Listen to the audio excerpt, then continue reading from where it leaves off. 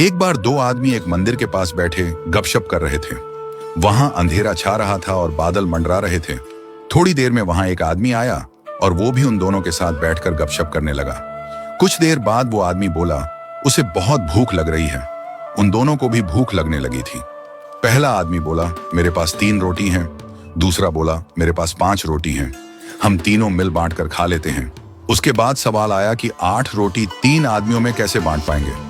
पहले आदमी ने राय दी कि ऐसा करते हैं कि हर रोटी के 3 टुकड़े करते हैं, अर्थात 8 रोटी के 24 टुकड़े हो जाएंगे और हम तीनों में 8-8 टुकड़े बराबर बराबर बंट जाएंगे।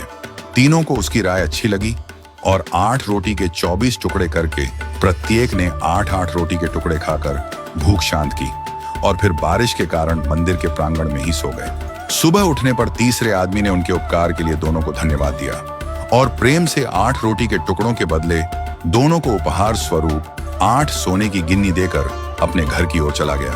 उसके जाने के बाद दूसरे आदमी ने पहले आदमी से कहा, हम दोनों 4-4 गिन्नी बांट लेते हैं। पहला आदमी बोला, नहीं, मेरी 3 रोटी थी और तुम्हारी 5 रोटी थी, अतः मैं 3 गिन्नी लूंगा, तुम्हें 5 गिन्नी रखनी होगी। इस पर दोनों में बहस होने लगी।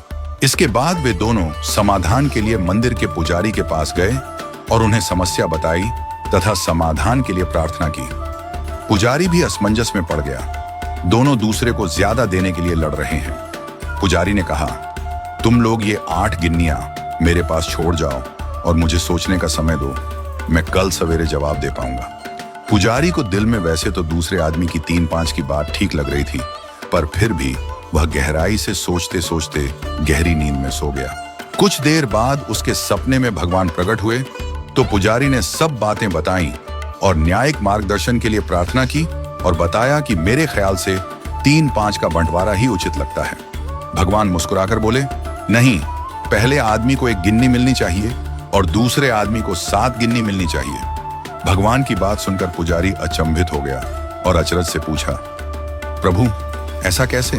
भगवान फिर एक बार मुस्कुराए और बोले, इसमें कोई शंका नहीं कि पहले आदमी ने अपनी 3 रोटी के 9 टुकड़े किए, परंतु उन 9 में से उसने सिर्फ 1 बांटा और 8 टुकड़े स्वयं खाया, अर्थात उसका त्याग सिर्फ 1 रोटी के टुकड़े का था, इसलिए वो सिर्फ 1 गिन्नी का ही हकदार है।